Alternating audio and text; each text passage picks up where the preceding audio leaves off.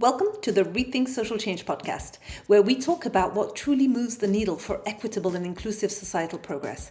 I'm your host, Ratiba Sharif. I've designed, learned from, and evaluated social change for 20 years on 4 continents. I share my own insights here, but mostly amplify the voices of global change makers.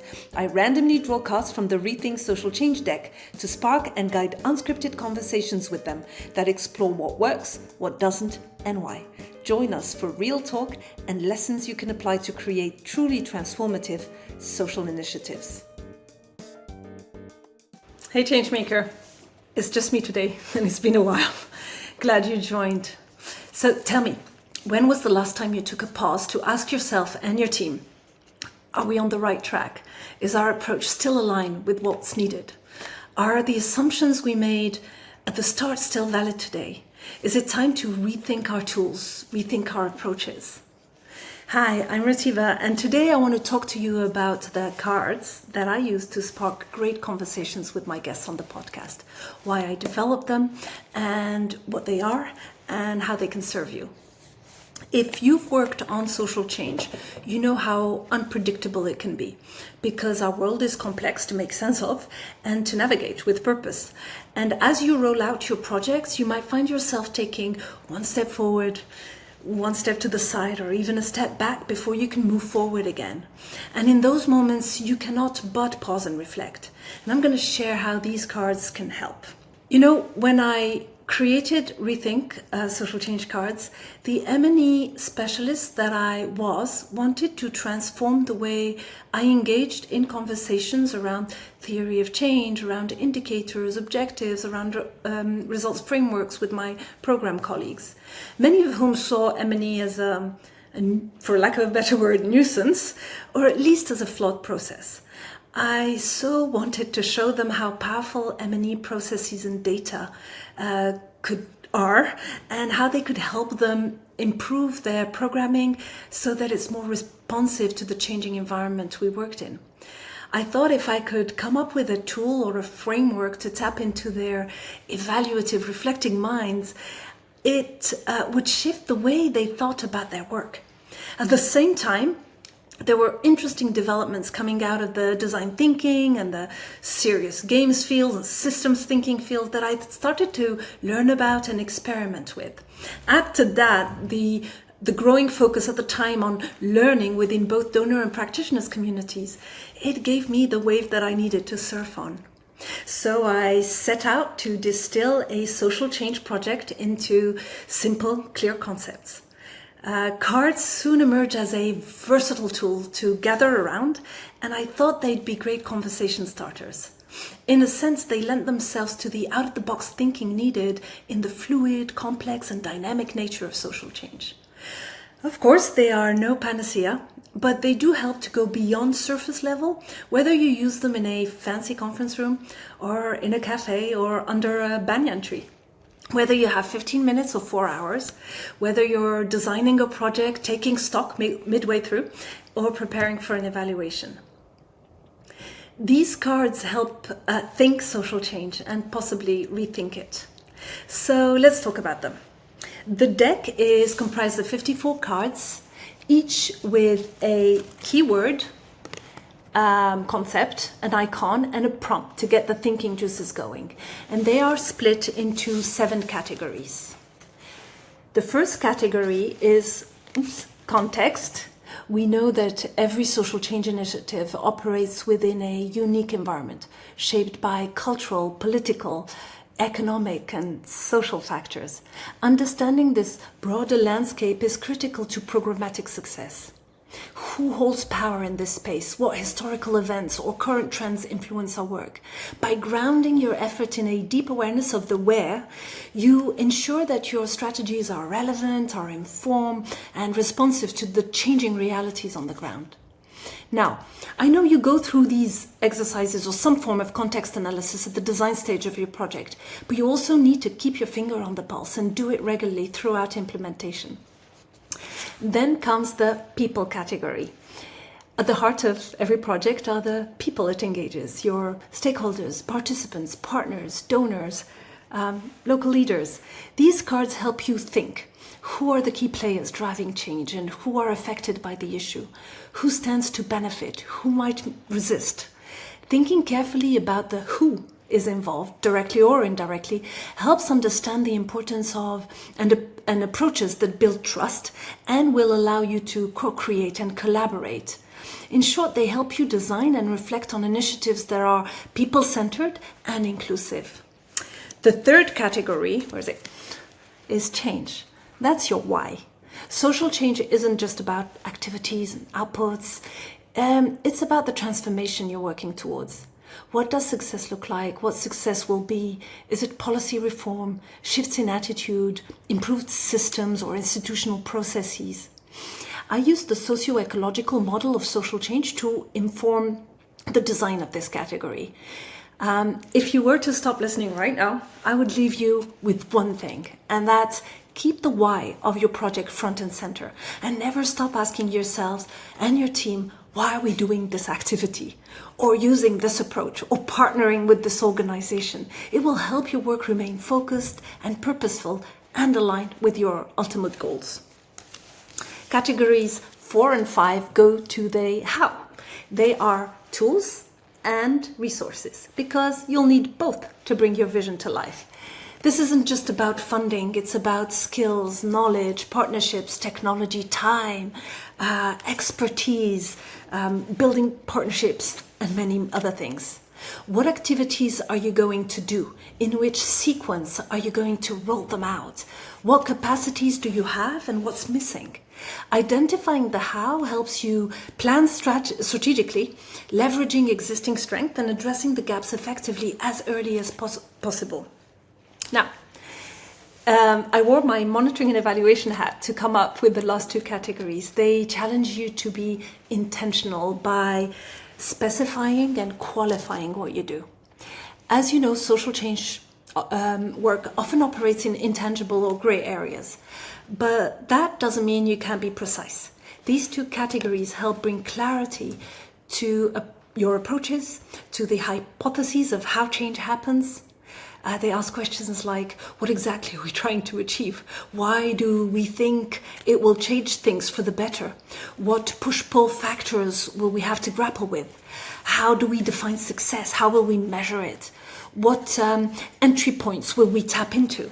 Specifying and qualifying what you do, how you do it, and to what end will help you clarify your goals, challenge your assumptions, test your theory of change to ensure, once again, that your team is aligned, intentional, and ready to adapt as needed. So that's our 7 categories. I envision them as a thinking kit, a framework, if you wish, for tackling every layer of your project, helping you move seamlessly from the big picture vision to the finer details. Whether you're reflecting on your outcomes or refining your strategy, these categories can guide you every step of the way. Now, without further ado, let me share some of the ways I use them when I facilitate. For starters, they can be used face down or face up. Face down to draw random cards to generate new ideas and explore different perspectives. This is great for democratizing speech within the organization. That way the cards give permission to speak to something that your role may not allow you to. Or face up when you choose the concepts or the words or the areas you want to address and focus on to solve specific problems. You can use one card to deep dive into one aspect of your project. You can use 2 to 3 cards to explore the connections and the nexus between different aspects of your project. And you can use more than 3 cards to articulate multifaceted statement about your project. Which card or categories you use will depend on who's involved in the or the objective of your reflection session. For example, with senior management, you may want to stick to big picture discussions on context, people, and the change you want to bring about. With your operation team, you may want to discuss the change and what tools and resources you have to achieve that. With your M&E team, you may want to use the qualify, specify cards, or actually all of them, context, people, change, tools, all of them. Actually, even Before I facilitate a reflection, I usually sit and play with the cards. They help me define the scope or set the agenda by selecting the categories or the cards that resonate most with the objectives of the sessions I'm preparing. And in session, I use them in many fun ways, from matrix formats where I plot 2 categories and use post-it notes to generate ideas. I've used the people's cards as identities for a role play to understand different stakeholders' positions, needs, interests. I use them in a World Cafe format with larger groups where categories and cards serve as scaffolds for small group discussions to harvest as many ideas as possible. They are versatile and they dig deep. All right, so I think it's time for a real world example. So let's say, imagine you're leading a project to boost young women's access to education in rural areas. For the purpose of this example, I'll use Kevin Brown's simple 3 steps process to articulate or revisit a theory of change. So I'm really simplifying it here. So you start with step 1, which is where you clarify the need. The context cards ask what really is going on here. You discuss the economic, the cultural, social, political dynamics, the structures, the norms, etc. And as the conversation unfolds, you quickly realize that it's more than just schools being far away. It's about cultural barriers, it's economic pressures, limited resources. This helps you zero in on the real problem, maybe understanding the combination of systemic challenges. Next, you can bring in the people's card.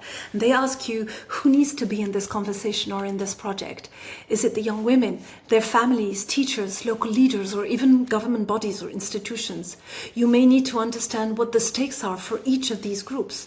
What will they gain? What will they lose? How to engage them?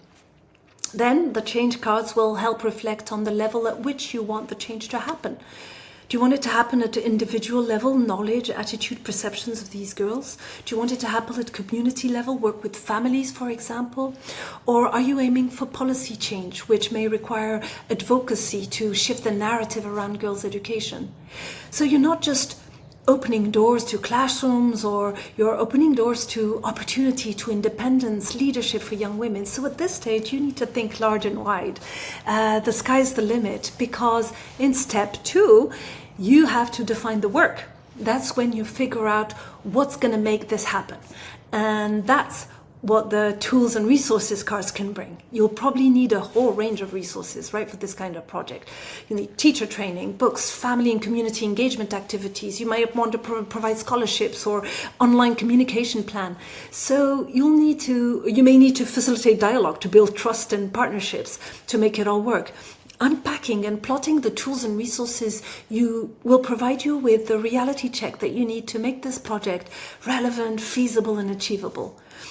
And then if you then pull the specify and qualify cards, that's when those are game changers, because they ask questions like, are we being clear enough here? Maybe we need a program that doesn't just enroll girls, but also keeps them in school, so you can reflect on and clearly articulate the breadth and depth of your project in light of the context that you analyze and the stakeholders you can tap in and the resources you have. You could also discuss, for example, how the process will unfold and the key milestones along that process, or the journey of change for each of the stakeholders. Think about your partners, local schools, community leaders, NGOs, businesses that can fund scholarships.